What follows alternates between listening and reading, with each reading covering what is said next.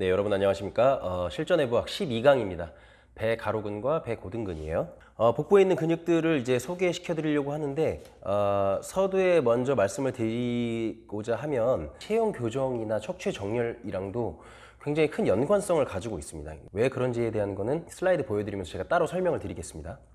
자, 용어 정의부터 해야죠. 신용어로 배가로근입니다. 이 복횡근이죠. 복횡근으로 우리가 많이 알고 있고 transverse abdominis, 그리고 배고등근이 복직근이죠. 렉투스 업도미니스. 자, 이렇게 보시면 되고, 지금 제가 구용어가 익숙해서 구용어로 설명을 드리겠습니다. 그리고 이 다음에 보이는 게 지금 복직근이죠. 요 정도의 형태를 가지고 있다. 지금 이 복직근을 보면 식스팩이라고 여러분들 많이 알고 계신데, 실제로 카데바를 분석해 보면은 이렇게 8개의 층으로 나눠져 있습니다. 근데 뭐 10개로 나와 있는 그림도 있고 한데, 뭐 일부러 다 찾아봤거든요. 근데 카데바를 찾아봤을 때 10개로 되어 있는 카데바는 본 적이 없어요. 8개로 되어 있더라고요. 참고하시면 될 것 같고. 자, 기시정지 보도록 하겠습니다. 제가 편의상 트랜스버스 업도미니스 북행근을 TA라고 적어놨고, 렉투스 업도미니스 RA라고 적어놨습니다. 그래서 복횡근, 복직근을 약자로 써놨고, 이 복횡근, 복직근이 생각보다 이 기시정지가 매우 복잡합니다. 근데 우리가 이 복횡근, 복직근에 대한 뭐 다른 근육들도 마찬가지죠. 정확하게 알 필요가 사실 없습니다. 뭐 어떤 방향성을 가지고 어느 정도 붙어 있는지만 대략적으로 알고 있으면 우리가 운동을 가르치거나 이 케어를 하는데 큰 지장이 없기 때문에 그냥 짚고만 넘어가도록 하겠습니다. 그래서 TA 기시정지 보면은 트랜스버스 업도미니스 서해부 인대 3분의 2 지점까지 붙어 있다. 서해부 인대 뭔지 아시나요, 여러분? 여기에 인대 이렇게 있어요. 인대가 이렇게 있는데 복행근이 3분의 2 지점까지만 붙어 있다고 합니다. 여기는 없다는 거죠. 이 가운데는 붙어 있지 않고, 서해부 인대가 인귀날 리가먼트죠. 인구이날 리가먼트.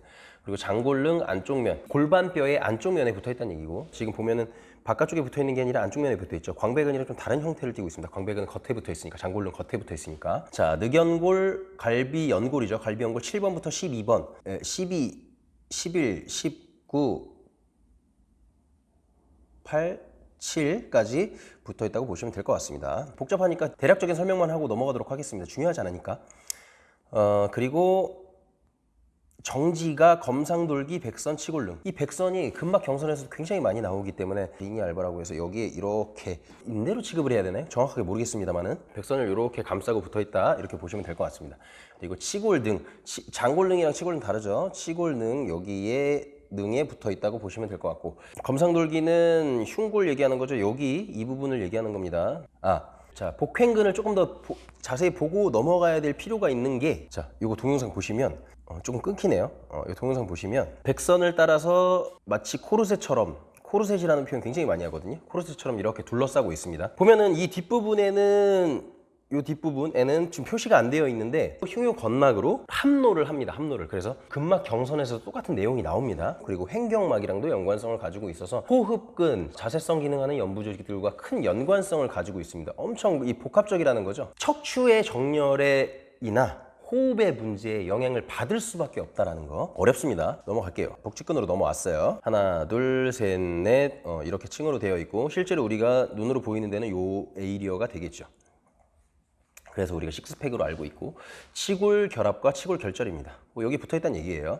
그리고 늑연골 5번부터 7번, 그리고 검상돌기 마찬가지로 여기도 흉골에 검상돌기에 붙어있다고 하네요. 칼돌기. 자, 기시정지는 이 정도 보고 넘어갈게요. 자, 그래서 복행근의 작용을 먼저 보면 코르셋 역할을 한다라는 표현으로 굉장히 많이 소개가 되거든요. 마찬가지로 제가 이 이미지를 찾아냈는데, 전면에 이렇게 코르셋 역할을 하는 아주 중요한 안정자 역할을 하는 근육입니다. 근데 심부에 있기 때문에 주로 자세성 기능을 하죠. 척추를 움직이면 복행근은 움직일 수밖에 없죠. 왜냐하면 심부에 있는 근육이니까 더 먼저 반응을 하게 될 거 아니에요. 근데 실질적으로 움직이는 동작에서는 복직근이나 복사근 이런 친구들이 더 많은 운동성 기능을 수행하기 때문에 복행근 운동은 약간 다르게 취급을 하는 경우가 많습니다. 이제 운동에 대한 내용도 이제 설명을 드릴게요. 그래서 결국에는 이 복행근이라는 게 체간을 유지하는 데 가장 중요한 안정자 역할을 한다. 왜냐면은 여러분들 경흉 요추를 보면 경추나 요추는 립케이지가 없기 때문에 큰 이 움직임을 가지고 있을 수밖에 없단 말이죠, 흉추보다. 근데 이 복횡근이나 복부에 있는 근육들이 체간을 안정화시키고 호흡 에 관여하고 이런 부분들이 잘 일어나야지 운동을 하는 데 있어서 혹은 일상생활을 하는 데서 큰 스트레스를 받지 않겠죠. 자, 두 번째는 아주 복합적인 내용인데 제가 이 다이아프람 횡격막이죠. 횡격막과도 복합적인 연관성을 가지고 있기 때문에 이 그림으로 찾아서 보여드리는데 복강 내압을 유지시키는 데 굉장히 중요한 역할을 하죠. 그리고 럼바 스파인, 요추가 잘 버티고 있는 상태에서 흡기를 하면 복행근이 팽창하면서 복강 내압이 양쪽으로 밀어내고 체간에 있는 근육들은 그 밖으로 빠져나가는 압력을 유지해주면서 복강 내압이 유지가 되는 거죠. 자, 이해 가시죠? 자, 그래서 복행근의 작용은 이 두 가지로 보시면 됩니다. 운동성 기능은 나와 있지 않죠. 물론 척추를 움직이는데 영향을 미치지만 그렇게 보지 않는다는 거죠. 여러 가지 해부학 자료에도 그렇게 나와 있는 경우가 대부분입니다. 그 다음에 복직근 작용을 볼게요. 복직근은 실제로 운동성 기능을 한다고 했으니까 체간을 구부리는 역할을 하죠. 구심성 활성화, 짧아지는 수축을 했을 때 체간을 구부리겠죠. 반대로 스트레스가 있는 환경이면 펴질 때 늘어나면서 신장성 힘을 발생시키겠죠. 편심성 수축, 그리고 체간이 고정되어 있는 상태에서는 어디 붙어 있다고 그랬어요? 아까 치골에 붙어 있으니까 골반을 움직이는 역할도 하겠죠. 그걸 가지고 또 운동도 하는 거고, 복직근이 구심성 활성화하면 단축성 수축하면은 골반을 어떻게 움직여요? 포스테리어 tilting하겠죠. 이렇게. 자, 그래서 우리가 윗몸 일으키기 굉장히 많이 하잖아요. 복직근 운동으로. 지금 이 상태는 골반이 고정되어 있는 상태에서 상체를 들어 올리는 거니까 아무래도 움직임이 어디가 제일 많겠어요? 상부에 있는 복직근의 움직임이 더 많아질 수밖에 없겠죠, 상대적으로. 그래서 라잉 레그 레이즈라는 운동을 좀 구분해서 하지 않습니까? 아래쪽에 있는 복부의 움직임을 더 많이 만들기 위해서. 근데 여러분들 아시겠지만 아무리 라잉 레그 레이즈를 열심히 해도 아래쪽에 있는 복직근이 더 비대해져서 뚜렷하게 보이기는 어렵죠. 복직근의 층이 아래로 내려가면서 점점 얇아지기 때문에, 점점 내려가면서 얇아지다가 결국에는 근막으로 함로하기 때문에, 자, 이걸 가지고 또 도수 근력 검사를 합니다. 왜냐면 체간을 유지하는데 굉장히 중요한 역할을 한다고 했는데, 그러면 복횡근이나 복직근이 제대로 역할을 못하면 골반이 기울어지거나 아니면 골반이 움직이는 상황에 대한 통제하는 기능이 떨어지겠죠. 그렇기 때문에 이분의 문제가 복직근이나 복횡근의 문제가 있는지에 대한 테스트를 하게 됩니다. 근데 여러분들 잘 아셔야 되는 게, 이런 도수 근력 검사가 단일 근육으로 테스트하기가 어렵다고 했죠. 왜냐면은 척추 구부린 상태에서 버티는 운동을 할 건데, 그러면은 복횡근, 복사근도 같이 기능을 할 거 아닙니까? 그렇기 때문에 복부에 있는 근육들이 전부 다 영향을 미친다라는 정도로 보시면 될 것 같고, 테스트 방법은 요거밖에 없기 때문에 제가 소개를 드리도록 하겠습니다. 지금 첫 번째 그림은 버티는 거예요. 버티는 거. 능동적인 검사를 하는 거죠. 처음에는 여기다가 블럭 같은 걸 이렇게 대요. 그 다음에 띄워놓고 90초를 기준으로 정상인지 비정상인지 확인을 하는 테스트 방법이 있고, 90초라고 제가 정의를 한 게 아니라 정적 기능 검사를 할 때 90초라고 어떤 문헌에 나와 있었기 때문에 제가 그대로 표시를 한 겁니다. 그리고 지금 오른쪽에 있는 사진을 보면 한 다리씩 올렸죠. 왜냐면 양쪽 다 다리를 올리게 되면 어느 쪽 복횡근의 기능이 떨어지는지를 확인하기가 어렵기 때문에 이런 식으로 검사를 하는 겁니다. 자, 이 상태에서 그냥 두면 안 되죠. 이 검사자가 다리를 바닥을 향해서 눌러야 됩니다. 그죠? 누르고 이 사람은 버티는 상태를 만들고, 지금보다는 다리를 좀 아래로 낮춘 상태에서 해야 복직근이나 복횡근의 힘이 더 주도적으로 많이 쓰이겠죠. 예를 들어서 왼쪽 복사근이 약한 경우가 굉장히 많단 말이죠, 일반적으로. 왜냐면 횡격막의 구조에 의한 갈비대의 위치나 이런 것들이 일반적으로 왼쪽 복사근이 약해질 수밖에 없는 구조를 가지고 있어요. 그래서 예를 들어서 이제 오른쪽 복사근이든 복직근이든 너무 과도한 스트레스를 받는다라고 하면은 왼쪽 복사근이나 복직근의 트레이닝에 영향을 미치겠죠. 왜냐면 윗몸 일으키기를 한다고 보자고요. 근데 이미 오른쪽에 하는 일이 굉장히 많아. 그러면은 윗몸 일으키기 할 때 오른쪽으로만 굉장히 많이 힘을 쓰려고 할 거란 말이죠. 그렇기 때문에 이런 과활성화에 따른 억제가 또 필요하다라는 거죠. 지금 공을 깔아놓고 하는 건데, 모든 분들이 실제로 이런 릴리즈를 해보면은 양쪽의 차이가 굉장히 많이 날 겁니다. 좌우측에서 비대해져 있는 쪽, 스트레스 많이 받는 쪽에 릴리즈를 한 후에 기능 발달에 대한 트레이닝을 해야지 최적의 상태에서 이제 운동이 될 수가 있겠죠. 자, 그리고 스트레칭 기법. 대부분 우리 복직근 스트레칭이나 복횡근 스트레칭을 치면 엎드려서 허리를 피는 동작이 나와 있는데, 그런 동작이 스트레칭은 안 되고 척추와 척추 사이에 내압이 올라가면서 허리 통증을 느끼시는 분들이 굉장히 많습니다. 전방경사가 이미 심한 분들은 그렇게 엎드린 상태에서 스트레칭을 시키면은 복직근은 안 늘어나고 허리가 아프다고 얘기를 한단 말이죠. 특히나 이 디스크 질환을 겪고 있는 환자분들한테는 그런 스트레칭을 아예 쓰면 안 되죠. 이 짐볼을 갖다 놓고 눕는 정도의 스트레칭. 근데 여기서 그냥 하면 안 되고, 늘어나려면 복부에는 공기가 차야 돼요, 없어야 돼요?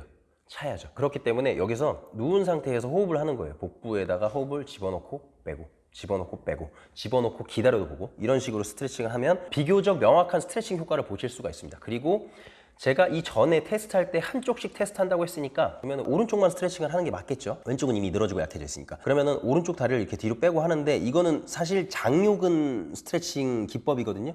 이 상태가 되면은 실제로 이 장요근이 보시기에도 고관절 신전 상태가 되어 있으니까 장요근이 많이 늘어나겠죠. 이 자세에서 무릎만 이렇게 가지고 오면 복직근을 더 많이 늘릴 수가 있어요. 우리가 스트레칭을 할 때 역학적으로 어느 하나를 탈선시키면 어떤 근육이 늘어나지 않는 환경을 만들면 그 다음에 췌장으로 늘어나 있는 것이 스트레칭 되게 되어 있잖아요. 그러면 고관절이 최대 신전이 아닌 상태에서 허리를 피면 한쪽 복직근이 늘어나겠죠. 그래서 저는 이 방법을 가장 많이 사용을 하고 있습니다.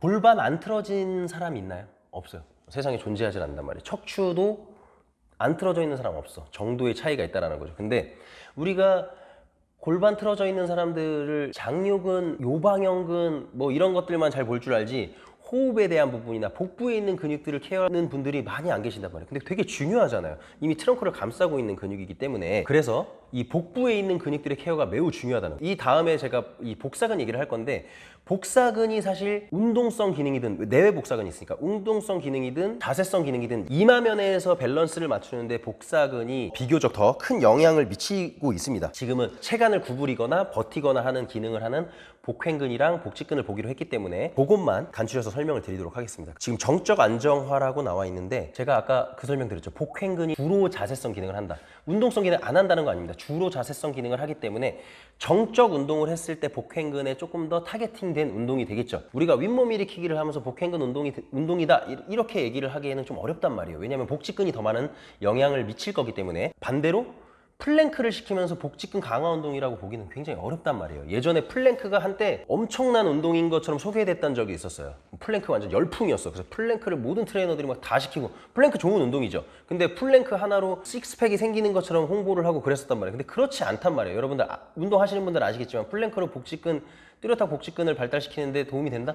어렵죠. 같이 되겠죠. 그렇게 보면 안 된다라는 거. 그래서 지금 보면 플랭크 자세를 1번, 2번 이렇게 한 가지가 잘못된 자세인 거를 소개해 드리려고 지금 두 가지 이미지를 갖다 놓은 건데, 어떤 게 잘못된 이미지 같으세요? 일반인 분들 이거 틀리는 경우가 굉장히 많아요. 운동 하시던 분들도 와가지고 플랭크 시키면은 이렇게 하는지 몰랐다고 하시는 분들도 굉장히 많고, 트레이너 선생님이라고 그러면은 이거 구분 못 하시면 안 되죠. 이거 구분 못 하면 이제는 트레이너로서 자격 없다고 보셔야 돼요. 왜냐면 일반인 분들보다 모르는 거니까. 자, 거두절미하고 어떤 게 맞는 거예요? 2번 자세가 맞는 거죠. 2번 자세. 왜요? 복부에 있는 근육이 제대로 작용을 하려면 척추와 척추의 간격이 탁 맞는 형태가 되면 근육의 활성도는 떨어지죠. 이해 가시죠? 팔꿈치도 다 펴놓은 상태가 되면은 관절과 관절 사이에서 버텨주는 힘이 훨씬 더 강하기 때문에 근육은 사용되기가 어렵단 말이에요. 마찬가지. 척추의 상태가 원래 정상적인 만곡 상태가 되면 복부에 있는 근육들이 작용되기가 어려운 거죠. 그렇기 때문에 척추를 불안정한 상황으로 만들어야, 원래 정렬과 다른 상태로 만들어야 복부의 근육들이 작용하기 시작한다는 거죠. 근데 지금 1번 사진을 보면 정상 만곡 상태에서 그냥 엎드려 뻗쳐 하고 있는 거죠. 이렇게 되면은 여러분들 해보면 아시겠지만 버티다 보면 허리만 아프고 허벅지에 신호가 오거나 아니면 어깨가 아프다 이런 피드백을 한단 말이에요. 잘못된 겁니다. 잘못된 거. 비교적 이제 오른쪽 보면은 골반의 후방 경사를 만들어서 척추의 정렬을 플랫하게 만들려고 노력을 했죠. 플랫하게 만들면 척추 입장에서는 적합한 거예요? 불안정한 거예요? 불안정한 거죠. 불안정하기 때문에 근육들이 투입되지 않으면 제대로 버티질 못할 거란 말이에요. 이런 원리로 플랭크를 하셔야 맞는 겁니다. 그래서 어깨 정렬이나 이런 것도 매우 중요하지만 그런 거를 배제하더라도 복부의 기능들만 봤을 때 골반의 정렬, 척추의 정렬을 어떻게 세팅하는지에 따라서 플랭크가 효과가 있고 없고가 나눠진다라는 걸 꼭 알고 넘어가셔야 됩니다. 지금까지 1번처럼 하셨던 분들 2번처럼 바꿔서 꼭 해보세요. 자, 그리고 정적 안정화라고 해놓고 데드버그가 나오죠. 이거 지금 움직이는 거잖아요. 이렇게 볼 수 있는데 지금 데드버그 처음에 큐잉할 때 어떻게 해요? 척추의 정상만곡을 바닥으로 붙여 놓으세요 이렇게 얘기하잖아요. 손 등을 넣기도 하고 뭐 수건 같은 걸 넣어서 큐잉을 한단 말이죠. 그럼 누르면 복부에 힘이 꽉 들어가 있는 상태가 된단 말이죠. 근데 팔다리가 교차하면서 척추의 정렬을 방해하는 역할을 하는 거예요. 이해 가세요? 다리가 펴지면 골반은 전방경사 되잖아요. 그죠? 골반이 전방경사 되려고 하는 걸 통제하는 것들을 하는 거죠. 그렇기 때문에 복부의 근육들 입장에서 얘는 정적 안정화 운동이 맞습니다. 그래서 데드버그는 아까 말씀드렸던 플랭크보다 조금 더 상위 레벨에 있는 운동이라고 보시면 되고, 이번에는 동적 기능 향상 운동을 보도록 하겠습니다. 동적 기능은 이제 복직근 운동이 되겠죠. 우리가 잘 알고 있는 라잉 레그 레이즈, 시트업 이렇게 두 가지. 골반 고정된 상태에서 상체가 들어올려지면 척추가 구부러지면서 상부에 있는 복직근이 더 많은 힘 발생을 해야 될 것이고, 체간이 척추가 고정되어 있는 상태에서 골반을 움직이면 하부 쪽에 있는 복직근이 상대적으로 더 많은 일을 해야 되겠죠. 라잉 레그 레이즈가 다리를 움직이는 거라고 생각하는데 사실 아니죠. 다리를 움직이는 이유는 골반을 움직이게 하기 위한 동작인 거잖아요. 그렇죠? 이해 가시죠? 왜냐면 복직근이 시골 결합에 붙어 있으니까 우리가 골반을 움직이기 위해서 다리를 움직이는 거다라고 생각하시고 운동을 하시면 조금 더 집중하는 데 도움이 되실 거라고 생각을 합니다. 자, 12강도 끝났습니다. 이번에는 아예 복부 파트이기 때문에 다음에는 우리가 체형을 판단할 때 이마면에서 더 큰 영향을 미치는 복사근에 대해서 다루고자 합니다. 두 가지죠. 짧게 슬라이드를 맞추려고 하다 보니까 아주 요약된 내용만 설명을 드리고 있는 것 같아요. 그래서 댓글 달아주시면 제가 아는 범위 안에서 항상 답변을 드리도록 하겠습니다. 여기까지 시청해 주셔서 감사합니다.